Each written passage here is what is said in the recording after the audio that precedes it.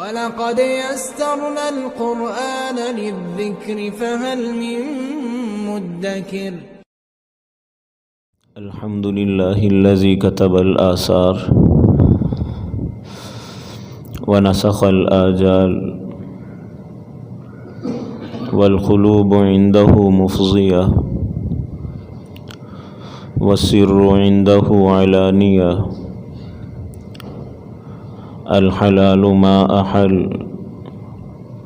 والحرام ما حرم والدين ما شرع والأمر ما قضى الخلق خلق والعبد عبد وهو الله رؤوف رحيم الحمد لله رب العالمين والعاقبة للمتقين والصلاة والسلام على سيد الأنبياء محمد خاتم النبيين وعلى آله وأصحابه أجمعين وعلى كل من تبعهم بإحسان إلى يوم الدين أعوذ بالله من الشيطان الرجيم بسم الله الرحمن الرحيم ولو أن أهل القرى آمنوا واتقوا لفتحنا عليهم بركات من السماء والأرض ولكن كذبوا فأخذناهم بما كانوا يكسبون وقال النبي صلى الله عليه وسلم اتق المحارم تكن أعبد الناس وارض بما قسم الله لك تكن أغنى الناس وأحسن إلى جارك تكن مؤمنا وأحب للناس ما تحب لنفسك تكن مسلما ولا تكسر الضحك فإن كثرة الضحك تميت القلب صدق الله العظيم وصدق رسوله النبي الكريم ونحن على ذلك لمن الشاهدين والشاكرين والحمد لله رب العالمين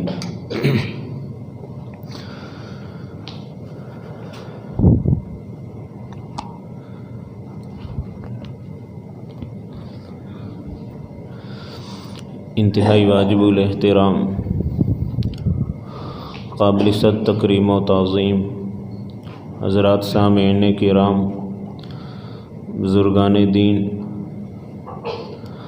آج اگر ہم اپنے معاشرے کو دیکھیں، اپنے ملک کو دیکھیں، ارد گرد نظر دوڑائیں تو ہمیں بخوبی اندازہ ہوگا کہ ہر طرف نفسا نفسی کا عالم ہے، ہر شخص کو اپنی پڑی ہوئی ہے، ہر شخص کی خواہش یہ ہے، ہر شخص کی تمنا اور آرزو یہ ہے کہ بس میں کامیاب ہو جاؤں، میں آگے بڑھ جاؤں، میں آگے نکل جاؤں، میں سب کچھ جمع کر لوں، باقی کوئی مرتا ہے بھوک سے تو مرے، مجھے پرواہ نہیں ہے، باقی کوئی جیسے کیسے زندگی گزارتا ہے مجھے اس چیز سے غرض نہیں ہے، بس مجھے صرف اپنا ہے، مجھے صرف اپنے بیوی بچوں کا، صرف میں نے اپنا گھر چلانا ہے، میں نے اپنا گھر بنانا ہے، میں نے اس میں کامیاب ہونا ہے،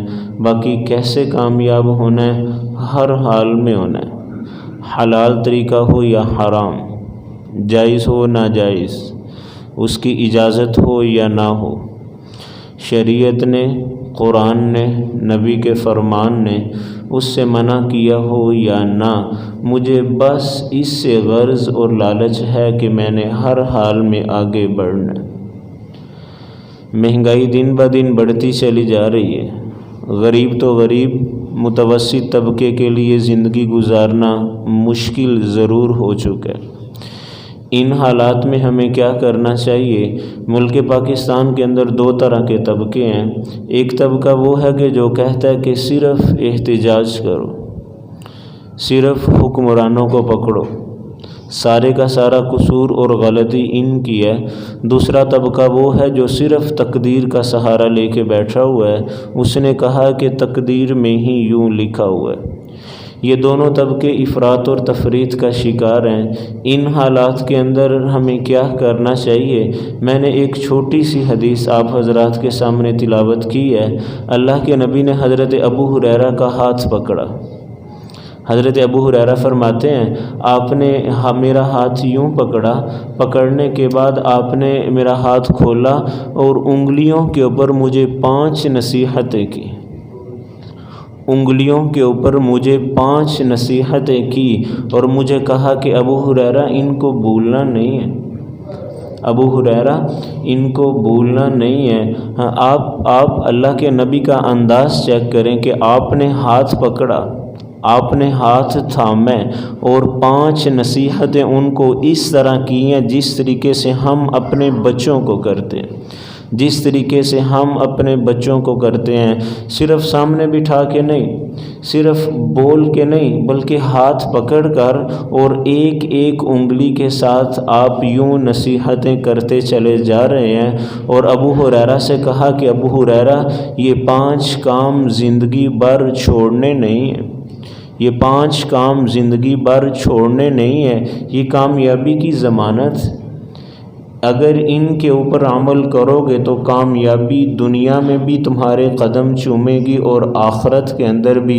اور اگر خدا نخواستہ اللہ نہ کرے یہ 5 کام تم نے چھوڑ دیے تو نہ یہاں کامیابی ملے گی نہ وہاں ملے گی۔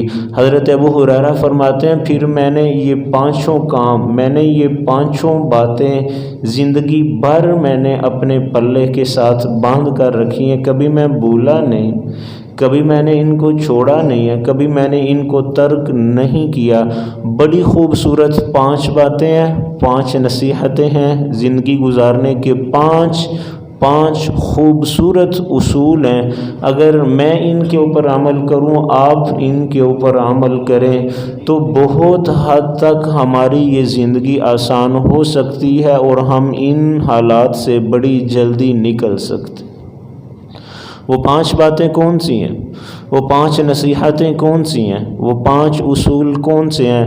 اللہ کے نبی نے حضرت ابو ہریرہ کا ہاتھ پکڑا اور سب سے پہلی بات آپ نے ارشاد فرمائی، آپ نے فرمایا ابو ہریرہ اتق المحارم تکن اعبد الناس، اللہ تعالیٰ کی منع کی ہوئی باتوں سے بچتے رہنا، تو سب سے بڑا عبادت گزار بن جائے گا۔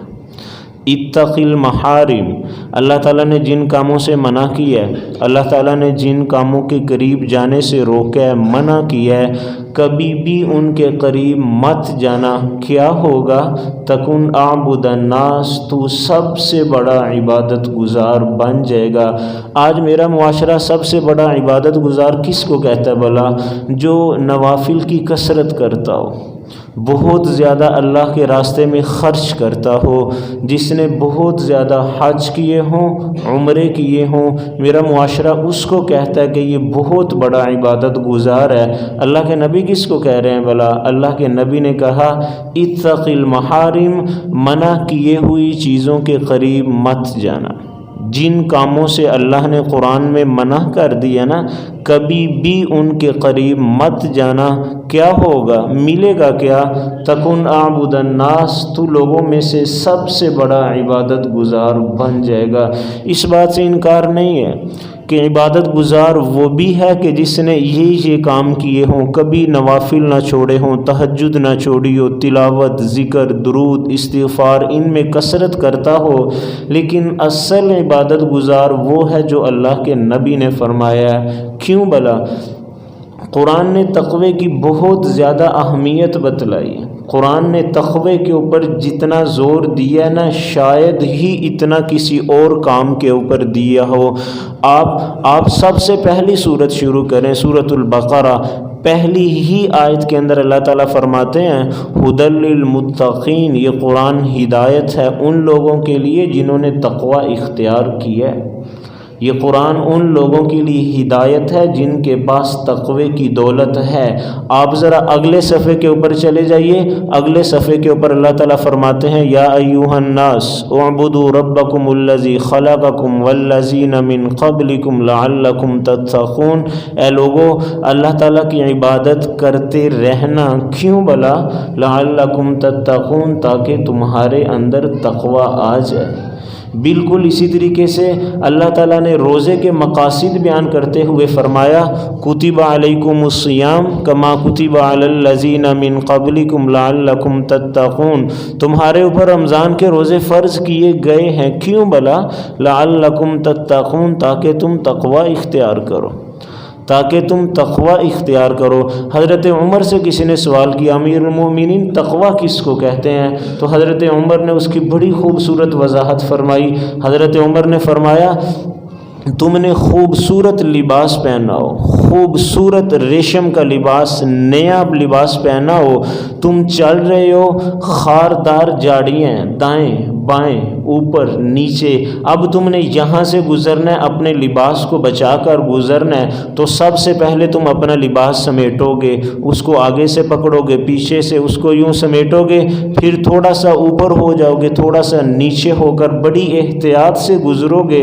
حضرت عمر نے فرمایا تقوی یہ ہے، یہ جو دنیا کی زندگی ہے خاردار جاڑیاں، خاردار جاڑیاں، ان سے تم نے اپنے آپ کو بچا کر گزرنا ہے کہ تمہارا بدن بھی زخمی نہ ہو، تمہارا لباس بھی خراب نہ ہو۔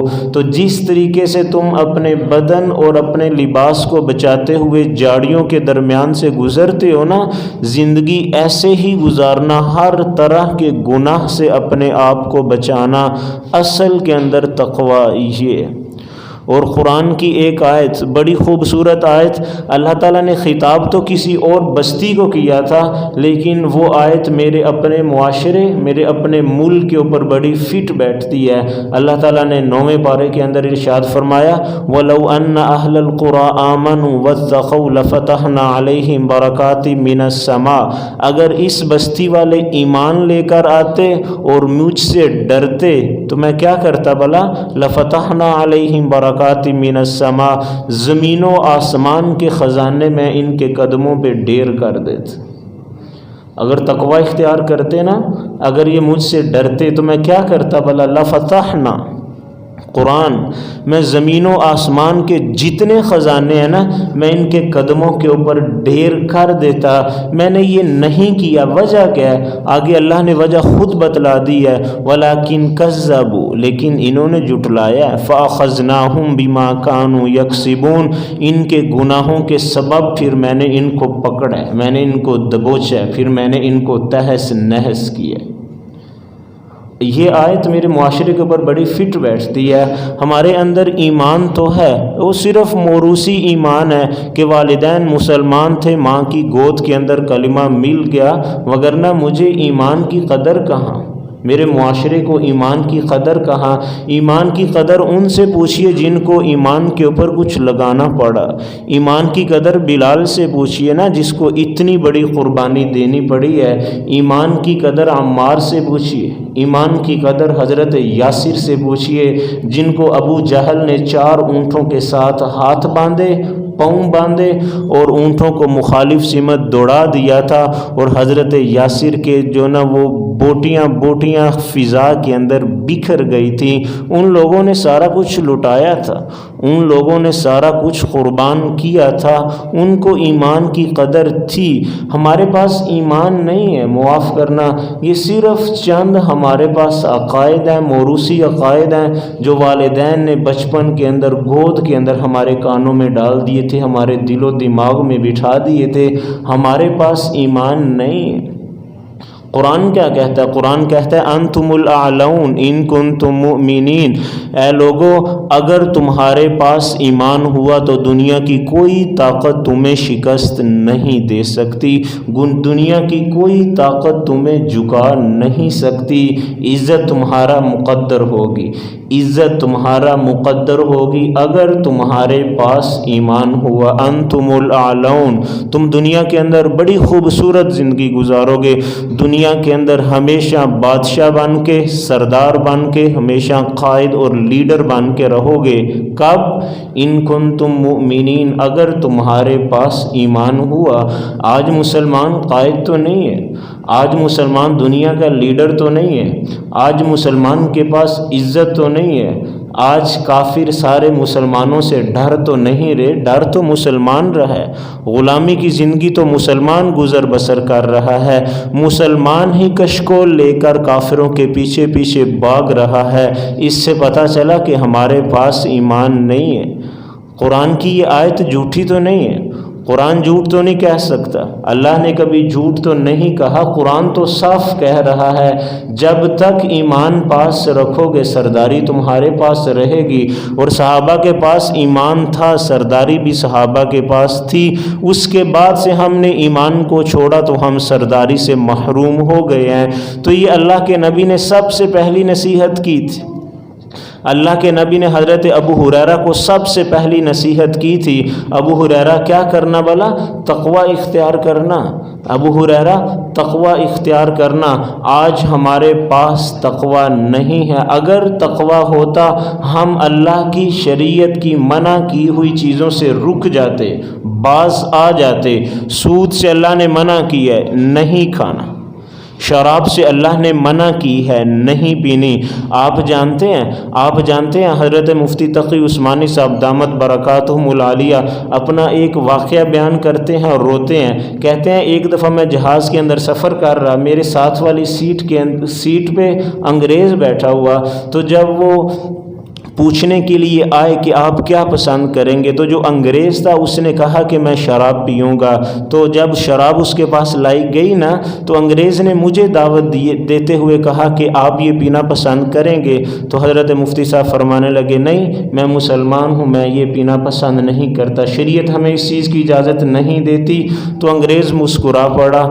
تو مفتی صاحب نے پوچھا آپ مسکرائے کیوں؟ تو وہ کہنے لگا آپ کی شریعت آپ کو اس چیز کی اجازت نہیں دیتی، لیکن دنیا کی سب سے خوبصورت شراب آپ کے ملک سے ملتی، دنیا کی سب سے خوبصورت اور مہنگی ترین شراب آپ کے ملک سے ملتی ہے۔ یہ میرے ملک کا حال ہے، ہم ان حالات کے لائق تھے، جو حالات ہمارے اوپر بنے ہوئے ہیں یہ تو اللہ کی مہربانی ہے، یہ تو ابھی اس کی بڑی رحمت ہے کہ ہمارے اوپر پتھر نہیں برسے، زمین کے اوپر زلزلہ نہیں آیا، اس نے ہمیں تہس نہس نہیں کیا، جبریل نے چیخ نہیں ماری، اس نے آسمانوں کو حکم نہیں دیا کہ ان کے اوپر آگ برسا کر ان کو جلا کے راکھ کر دو۔ ہمارے پاس تو خوبصورت کتاب تھی، مدینے کے بعد دوسری ریاست کائنات کے اوپر جو اسلام اور ایمان کے نام پر ابھری تھی وہ ملک پاکستان تھا، اور جنہوں نے پاکستان بنایا تھا ان کے ایک ہاتھ کے اندر قرآن اور دوسرے ہاتھ کے اندر نبی کا فرمان تھا۔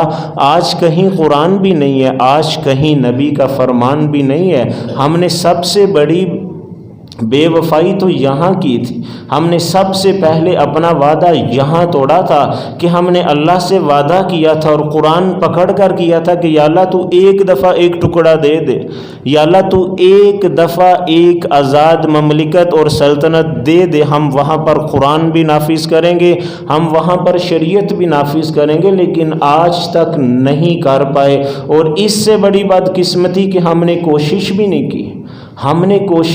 کی، چلو ہوتا نہ ہوتا تو بات کی بات ہی، لیکن کوشش تو کرتے، لیکن محنت تو کرتے، کچھ لگاتے تو صحیح۔ ہم نے کوشش بھی نہیں کی اور ہم نے محنت بھی نہیں کی۔ اس سے بڑی بھی بدقسمتی کہ ہم نے اللہ کے سامنے اپنی بے بسی کا اظہار بھی نہیں کیا کہ یا اللہ بے بس ہے، ہمارے ہاتھ میں کچھ بھی نہیں ہے، ہم نہیں کر سکتے، تو ایک دفعہ معاف تو کر دے۔ اگر ہم نے کسی سے قرضہ واپس لینا ہو نا تو مقررہ وعدے پر اگر وہ آ کر کہہ دے کہ میرا وعدہ یہ تھا کہ میں آپ کو قرضہ اس تاریخ تک لوٹاؤں گا، میں انتظام نہیں کر سکا، مجھے تھوڑی سی مہلت اور دے دیجئے، تو ہم بڑی خوش دلی کے ساتھ اس کی معذرت قبول کر کے اس کی آگے میعاد اور مدت کو بڑھا دیتے ہیں۔ لیکن اگر وقت آنے پہ وہ ملے ہی نہ، ہم دروازہ کھٹکھٹائیں وہ نکلے ہی نہ، ہم فون کریں وہ ریسیو ہی نہ کرے، ہم بات کرنا چاہیں تو وہ ہماری بات کا جواب ہی نہ دے، تو جو غصہ آتا ہے وہ میں بھی جانتا ہوں، وہ آپ بھی جانتے ہیں۔ اگر ہم اپنا وعدہ نہیں نبھا سکے تھے تو چلو ہم اپنی بے بسی کا اظہار تو کرتے، ہم اللہ سے کہتے تو صحیح کہ یا اللہ بے بس ہے، نہیں کر سکتے، غلام ہے، ہمارے ہاتھ خالی ہیں، پھر بھی شاید اللہ کو رحم آ جاتا، اللہ ہمارے اوپر مہربانی کر دیتا۔ شاید زیادہ غصہ اس بات کے اوپر ہے کہ ہم نے اپنا وعدہ وفا نہیں کیا، اور اس سے بڑھ کر یہ کہ ہم نے اپنی بے بسی کا اظہار بھی نہیں کیا۔ ہم گئے بھی نہیں دوبارہ، ہم نے دوبارہ ہاتھ بھی نہیں اٹھائے، ہم نے کہا بھی نہیں کہ یا اللہ نہیں کر سکے تو تم ایک دفعہ معاف کر دے، ہم بے بس ہو چکے ہیں، ہمارے ہاتھ میں کچھ بھی نہیں ہے۔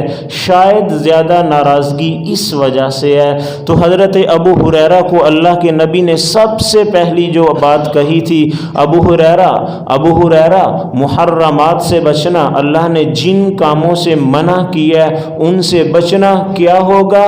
تکن اعبد الناس، تو لوگوں میں سے سب سے بڑا عبادت گزار بن جائے گا۔ اور قرآن نے کیا کہا بھلا؟ قرآن نے کہا واتقوا لفتحنا علیہم برکات من السماء، اگر یہ لوگ تقوی کے اوپر زندگی گزارتے نا تو ہم زمین و آسمان کے خزانے ان کے قدموں کے اوپر ڈھیر کر دیتے۔ آج ہمارے اوپر جو حالات ہیں، آپ کسی اور طرف نظر کیے بغیر سب سے پہلے اپنی طرف دیکھیے۔ میں سب سے پہلے اپنی طرف دیکھتا ہوں، میں اپنے گریبان میں جھانکتا ہوں، ان حالات کے سب سے بڑے ذمہ دار آج سب سے پہلے ہم خود ہیں۔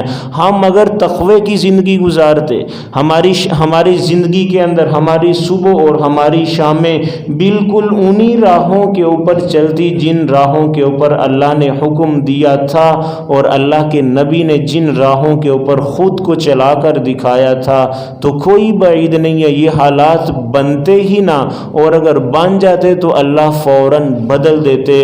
لیکن اتنی محنت، اتنی کوشش اور اتنی دعاؤں کے بعد بھی جو حالات ٹلنے کو نہیں آ رہے، ان میں سب سے بڑی وجہ آج ہم خود، آج میں بھی ہوں اس کے اندر شامل، آج آپ بھی اس کے اندر شامل ہیں۔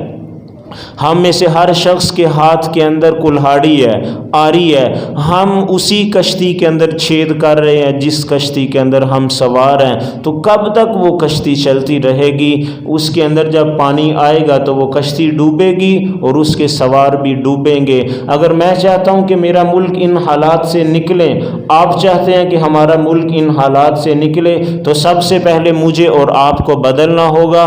قرآن کا آج بھی ویسے ہی وعدہ جیسے 1400 سال تھا، اگر تم مومن ہوئے تو تم سر بلند رہو گے۔ قرآن کا آج بھی وعدہ وہی ہے جو 1450 سال پہلے تھا، کہ اگر تمہارے پاس تقوی والی زندگی ہوئی تو میں زمین و آسمان کے خزانے نکال کر تمہارے سامنے بکھیر دوں گا، ڈھیر کر دوں گا، تمہارے قدموں کے اوپر لوٹا دوں گا۔ یہ اللہ کے نبی کی پہلی نصیحت تھی حضرت ابو ہریرہ کو۔ دوسری نصیحت آپ نے فرمایا وَارْضَ بِمَا قَسَّمَ اللَّهُ لَكَ تَكُنْ أَغْنَى النَّاسِ، اللہ نے تمہارے مقدر میں جو لکھ دیا اس کے اوپر راضی رہنا، تو سب سے بڑا مالدار بن جائے گا۔ اللہ نے جو مقدر میں لکھ دیا نا اس پر راضی رہنا، کیا ہوگا بھلا؟ تو سب سے بڑا مالدار ہو جائے گا۔ آج ان حالات کے اندر میرے معاشرے کے اندر جو دوسری کمی ہے، ہم تقدیر کے اوپر راضی نہیں ہے۔ ہمارا گلہ اور ہمارا شکوہ ہر وقت اللہ سے رہتا ہے، ہم تقدیر پر راضی نہیں ہے۔ اگر ہم تقدیر کے اوپر راضی رہنا سیکھ لیں تو ہمیں ان حالات کے اندر بھی سکون مل جائے گا، ہم ان حالات سے خوش رہیں گے۔ اگر کوئی تکلیف ہے تو کوئی بات نہیں، آپ کہہ دیں کہ یوں ہی لکھا تھا۔ اگر خوشحالی ہے تو کوئی بات نہیں، آپ کہہ دیں کہ تقدیر کے اندر یوں ہی لکھا تھا۔ دوسری حدیث کے اندر اللہ کے نبی نے ارشاد فرمایا کہ مومن کے اوپر دو حالات آتے ہیں اور دونوں اس کے لیے بہتر ہو سکتے ہیں۔ پہلی حالت اگر اللہ اس کو خوشی دے تو یہ شکر کرے، اور اگر اللہ اس کو تکلیف دے تو یہ صبر کرے۔ آپ نے فرمایا دونوں حالتوں کے اندر اللہ اس کے مقدر کے اندر نیکیاں لکھ دے گا۔ اگر پاس وہ کچھ ہے جو یہ چاہ رہا ہے تو اللہ کا شکر ادا کرے، اور اگر جو کچھ چاہ رہا ہے وہ نہیں ملا، تکلیف ہے، آزمائش ہے، بھوک ہے، بیماری ہے، تو اس کے اوپر صبر کرے۔ اللہ اس کے اوپر بھی بہت زیادہ اس کو اجر سے نوازنے والے ہیں۔ تو ہماری دوسری وجہ، ہم جو تکلیف، ہم جو مصیبت، بیماری، پریشانی کے اندر ہم جو چیخنا، چلانا، رونا، دھونا شروع کر دیتے ہیں، اگر ہم تقدیر کے اوپر راضی رہنا سیکھ لیں تو ہمارے بہت زیادہ حالات خود بخود سدھر سکتے ہیں۔ ہمیں ان سب چیزوں کے اوپر صبر کرنا آ جائے گا۔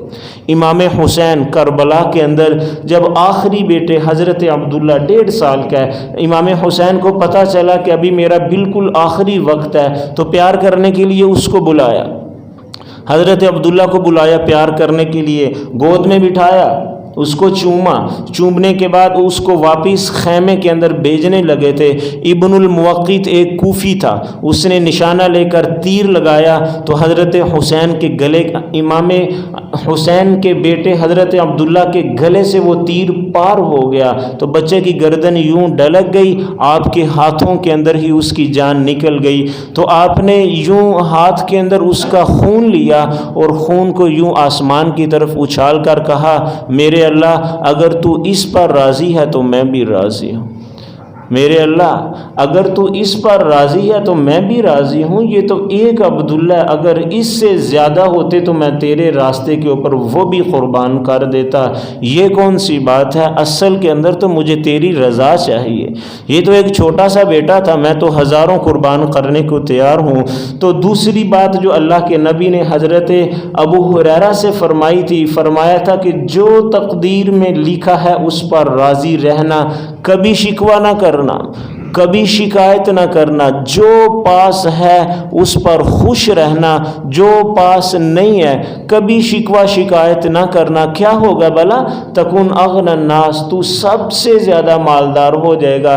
میرا معاشرہ یہ سمجھتا ہے کہ شاید جس کے پاس دولت ہے وہ مالدار ہے، لیکن اللہ کے نبی نے کیا کہا؟ آپ نے فرمایا مالداری یہ نہیں ہے کہ تمہارے پاس دولت ہو، اصل مالداری دل کی مالداری ہے، اصل مالداری دل کی مالداری ہے۔ دوسری حدیث کی آپ نے ارشاد فرمایا، آپ نے فرمایا ابن آدم بڑا حریص ہے، آدم کا بیٹا بڑا لالچی ہے، اگر اس کے پاس 2 وادیاں ہوں سونے کی، چاندی کی، درہم، دنانیر، ہیرے جواہرات کی 2 وادیاں ہوں نا، تو یہ تمنا کرے گا، آرزو کرے گا کہ کاش کہ تیسری بھی آ جائے، اور اگر اللہ تیسری دے دے تو یہ دعا کرے گا کہ ایک چوتھی بھی آ جائے۔ تو اس کے بعد آپ نے ارشاد فرمایا یہ حریص ہے، یہ لالچی ہے، اس کا لالچ کبھی بھی نہیں ختم ہو سکتا، اس کے لالچ کو صرف قبر کی مٹی ہی ختم کر سکتی، اس کے لالچ کو صرف قبر کی مٹی ہی ختم کر سکتی ہے۔ یہ دوسری بات آپ نے ارشاد فرمائی تھی۔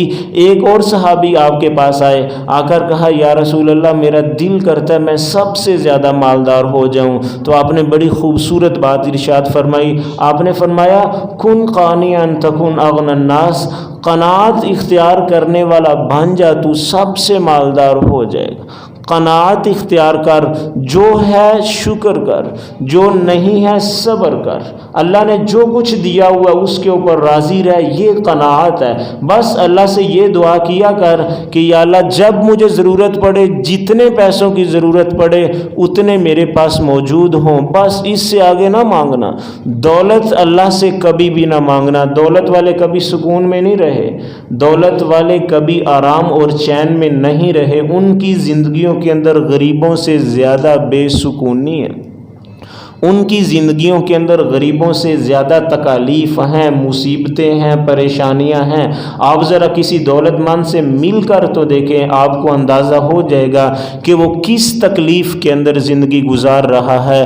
اس وجہ سے اللہ کے نبی نے یہ نہیں فرمایا کہ اگر تو مالدار ہونا چاہتا ہے تو دعا کر، اگر تو مالدار ہونا چاہتا ہے تو تجارت کر، اگر تو مالدار ہونا چاہتا ہے تو محنت کر۔ نہیں، آپ نے ایک بات ارشاد فرمائی، آپ نے فرمایا کن قانعا تکن اغنى الناس، جو ہے اس پر راضی رہ، تو سب سے بڑا مالدار ہو جائے گا۔ کبھی شکوہ نہ کرنا، کبھی شکایت نہ کرنا، کبھی اف نہ کرنا، جو پاس ہے اس کے اوپر راضی رہ۔ اور غربت دنیا کے اندر تو شاید اس سے لوگوں کو تکلیف ہوتی ہے۔ ایک صحابی نے پوچھا یا رسول اللہ کل قیامت والے دن تو آپ ہمیں نہیں ملیں گے، اگر آپ سے ملاقات کرنی ہو، اگر آپ کو دیکھنا ہو، اگر آپ کے پاس جانے کو دل چاہ رہا ہو تو آپ کہاں ملیں گے؟ آپ نے فرمایا میں اپنی امت کے فقیروں کے پاس ہوں گا۔ آپ نے فرمایا میں اپنی امت کے فقیروں کے پاس ہوں گا۔ اور دوسری حدیث کے اندر آپ نے ارشاد فرمایا جو فقیر ہیں، جو غریب ہیں، جو تنگ دست ہیں دنیا کے اندر، جنہوں نے سسک کر زندگی گزاری ہے، کل قیامت والے دن مالداروں سے یہ 40 سال پہلے جنت میں چلے جائیں گے۔ 40 سال پہلے مالدار ابھی نہیں جائیں گے، فقیر ان سے 40 سال پہلے چلے جائیں گے، مالدار 40 سال بعد میں آئیں گے۔ یہ دوسری بات آپ نے ارشاد فرمائی تھی حضرت ابو ہریرہ سے۔ حضرت ابو ہریرہ کو دوسری نصیحت آپ نے فرمائی، آپ نے فرمایا وَارْضَ بِمَا قَسَّمَ اللَّهُ لَكَ، جو اللہ نے لکھ دیا نا، جو اللہ نے لکھ دیا اس کے اوپر بس راضی رہا کرو، کبھی شکوہ مت کرنا، کبھی شکایت مت کرنا، دل کے اندر کوئی بات مت آنے دینا۔ شیخ عبد القادر جیلانی، انہوں نے ایک شخص کو پیسے دیے کہ جاؤ جا کر تجارت کرو، جو نفع ملے گا آدھا آپ رکھ لینا، آدھا مجھے دے دینا۔ وہ شخص پیسے لے کر چلا گیا، تجارت کر کے واپس آیا تو ایک شخص نے اس کے آنے سے پہلے خبر دی کہ حضرت آپ کا جو مال تجارت جس کشتی میں تھا نا، وہ کشتی ہلاک ہو گئی ہے، ڈوب گئی ہے، آپ کا مال تجارت سارے کا سارا ہلاک۔ آپ نے فرمایا الحمدللہ۔ تھوڑی دیر کے بعد وہ شخص واپس آیا، کہا کہ پہلے والی خبر جھوٹی تھی، آپ کا مال تجارت سارے کا سارا محفوظ ہے، سالم ہے، آپ کو فکر کی ضرورت نہیں ہے۔ آپ نے پھر فرمایا الحمدللہ۔ تو جو لوگ پاس بیٹھے ہوئے تھے نا، وہ بڑے حیران ہوئے کہ کہا کہ پہلے ایک شخص نے آ کر خبر دی کہ ہلاک ہو گیا، آپ نے پھر الحمدللہ کہا، دوسرے نے آ کر خبر دی کہ بچ گیا، آپ نے وہی جملہ دوبارہ کہا۔ ایک نے تکلیف کی خبر دی ہے، دوسرے نے خوشی کی خبر دی ہے، جملہ آپ نے ایک ارشاد فرمایا۔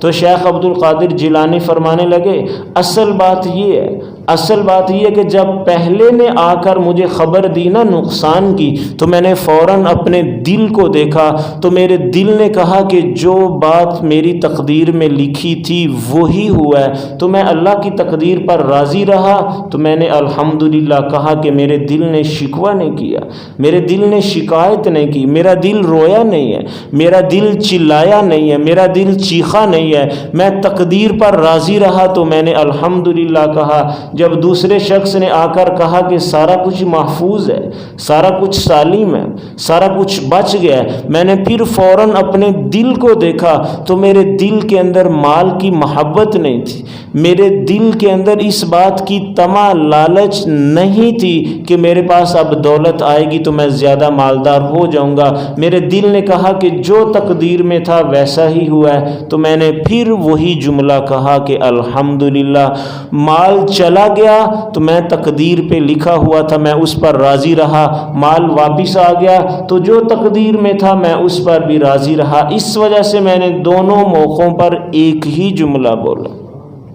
یہ دوسری بات اللہ کے نبی نے حضرت ابو ہریرہ سے کہی تھی، وَارْضَ بِمَا قَسَّمَ اللَّهُ لَكَ تَكُنْ أَغْنَى النَّاسِ، جو اللہ نے تقدیر میں لکھ دیا اس پر راضی رہنا۔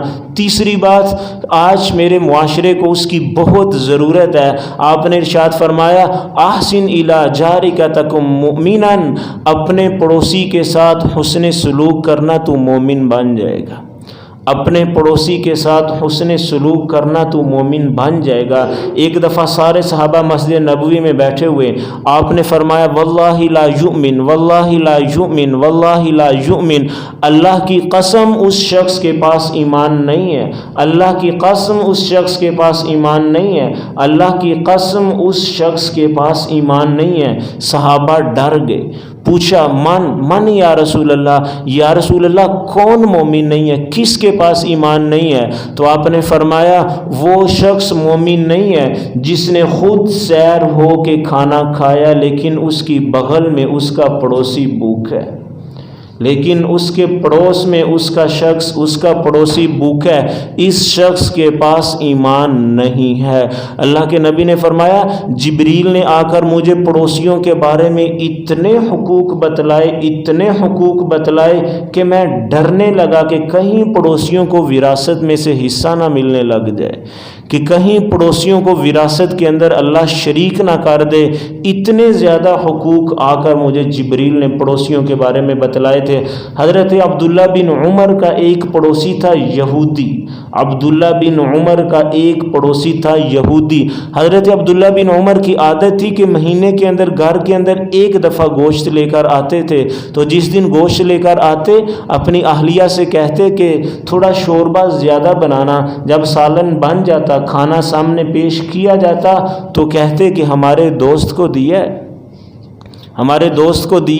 تو بچے پوچھتے، بیگم پوچھتی کہ آپ کا دوست کون ہے؟ کہا کہ جاؤ پہلے میرے پڑوسی کو دے کر آؤ، جب تک میرا پڑوسی نہیں کھائے گا میں کھانا نہیں کھاؤں گا۔ پڑوسی مسلمان نہیں ہے، پڑوسی یہودی ہے، اس کو اپنا دوست کہہ رہے ہیں کہ پہلے میرے دوست کو دے کر آؤ میں پھر کھاؤں گا۔ یہ پڑوسی ہے۔